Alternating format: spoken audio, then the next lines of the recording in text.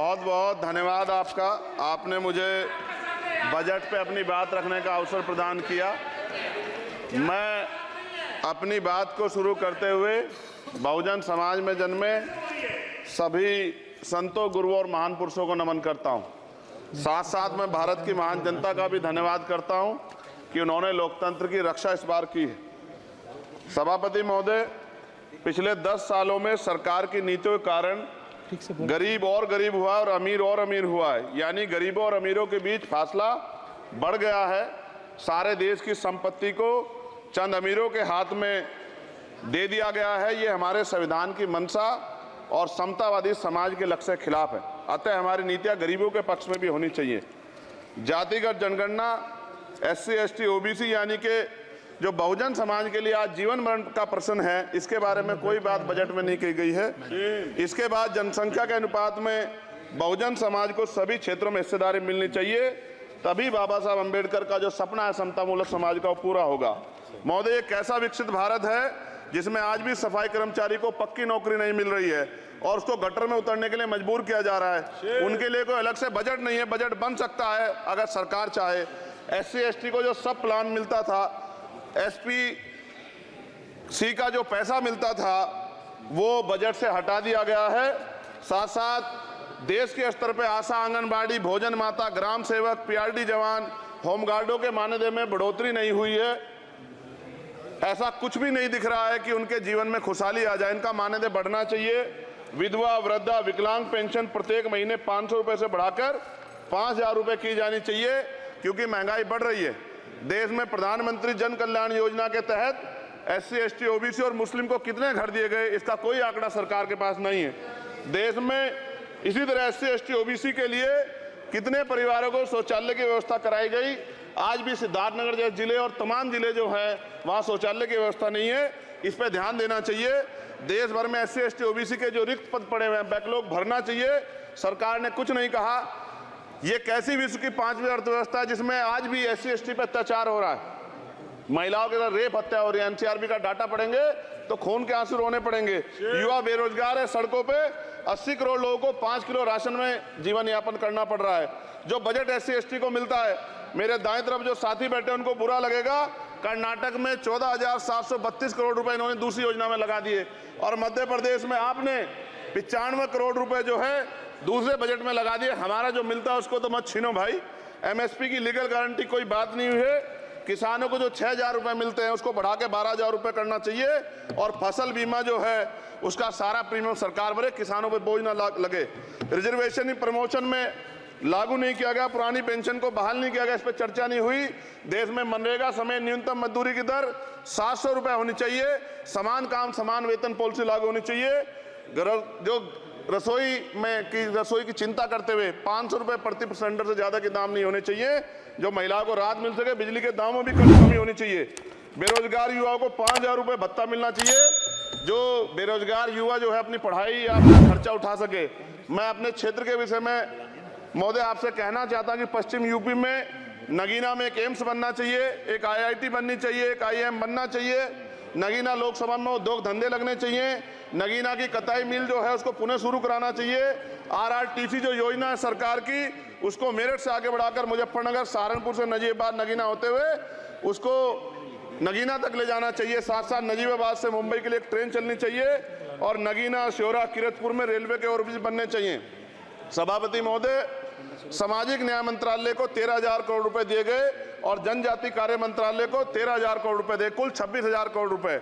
जो कुल बजट 48.20 लाख का लगभग 0.54% है, जबकि हमारी संख्या 25% से ज्यादा SC, ST की और बहुजन समाज की मिलाओगे तो 85% से ज्यादा है। और हमारे विकास के लिए सरकार 1% पैसा खर्च कर रही है, जो मिलना हमें चाहिए, जबकि मिलना हमें 25% चाहिए।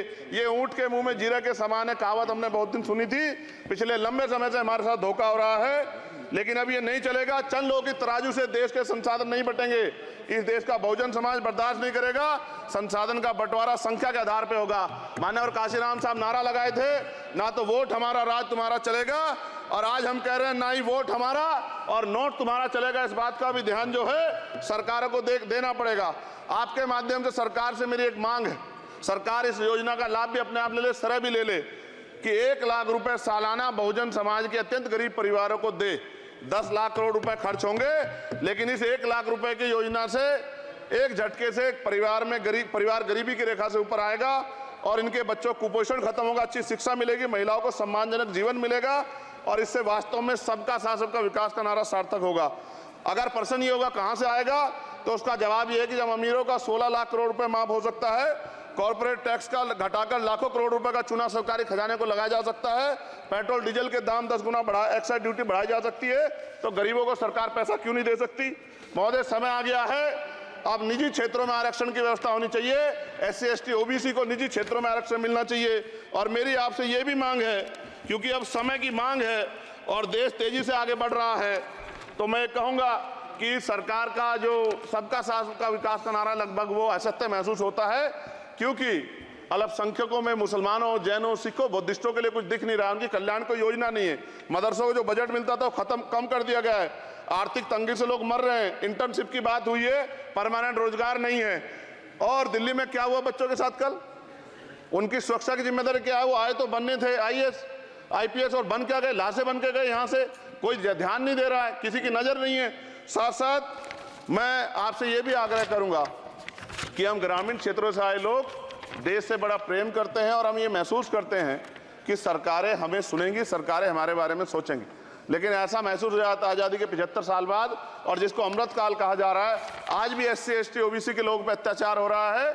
अभी 2 दिन पहले गोली से उड़ा दिया गया गाजियाबाद में और राजस्थान में गर्दन काट दी गई। ये घटनाएं देख कर डर लगता है, घर से निकलते हुए भी कि आने घर वापस लौटेंगे नहीं लौटेंगे। तो मेरा सरकार से आग्रह है, अगर आज़ादी के 75 साल बाद भी हमारी हत्या हो रही है, तो हमारी मां को भी दर्द हुआ होगा जब उसने हमें पैदा किया हो, हमारी बहनों को भी हमारे खोने का दर्द होता होगा। कैसी कानून व्यवस्था है आपकी, सब कुछ है आपके पास, फिर भी जो है महिलाओं पर रेप नहीं रोक पा रहे हो, हत्याएं नहीं रोक पा रहे हो, गरीबों, दलितों, पिछड़ों, किसानों, मजदूरों की जान नहीं बचा पा रहे हो। किसान सुसाइड कर रहा है, नौजवान सुसाइड कर रहा है, और बड़ी बड़ी बातें होती हैं, इधर भी अच्छे लोग हैं, इधर भी अच्छे लोग हैं, लेकिन अच्छाई तब होगी जब जमीन पे भी कुछ काम दिखाई देगा। और जमीन पे महोदय कोई काम दिखाई नहीं दे रहा है। जब कोई योजना की बात आती है तो सरकार हमसे मुंह मोड़ लेती है। आप बताइए, एजुकेशन का बजट कम कर दिया, हेल्थ का बजट कम कर दिया। मैं अपने क्षेत्र में गया तो आप विश्वास कीजिए, डॉक्टर नहीं है, स्कूल में मास्टर नहीं है, और कोई भर्ती ऐसी नहीं जिसका पेपर लीक नहीं होता है। तो देश किस तरफ जा रहा है और इसमें नौजवानों का भविष्य क्या है, उसके बारे में हमें चिंता करनी चाहिए। और अंत में अपनी बात को खत्म करते हुए मेरा आपसे आग्रह और आपके माध्यम सरकार से आग्रह है कि यहाँ बाहर बाबा साहब अम्बेडकर की मूर्ति लगी हुई थी, एक वो करोड़ों लोगों की आस्था से जुड़ा विषय है, और आप विश्वास करो इतना गुस्सा है उसको लेके, मेरी आपके माध्यम से मैं हाथ जोड़ता नहीं हूं, लेकिन मैं हाथ जोड़ के आपसे आग्रह कर रहा हूं कि प्रधानमंत्री जी, सरकार से हमारी आग्रह कि वो अम्बेडकर वादियों के सम्मान का ध्यान रखते हुए, उनके जो है दिल की पीड़ा को समझते हुए, उनके दर्द का ध्यान रखते हुए उस मूर्ति को पुनः स्थापित करा दीजिए। अगर इसमें कोई राजनीतिक कारण अलग बात है, लेकिन मैं कंक्लूड कर रहा हूं, मगर मैं आपसे कहना चाहता हूं इसमें बहुत गुस्सा है। जिस दिन अम्बेडकरवादी गुस्सा हो जाएगा, वो फिर इस सरकार को जो 24 में आ गई है, वो आने वाले चुनाव में ऐसा सबक सिखाएगा कि दोबारा पलट के नहीं देख पाओगे। तो मैं आपका धन्यवाद करता हूं और मुझे विश्वास है कि सरकार मेरी बातों पे गौर करेगी और गरीबों के बारे में सरकार सोचेगी, गरीबों को आगे बढ़ने के अवसर प्रदान होंगे। धन्यवाद।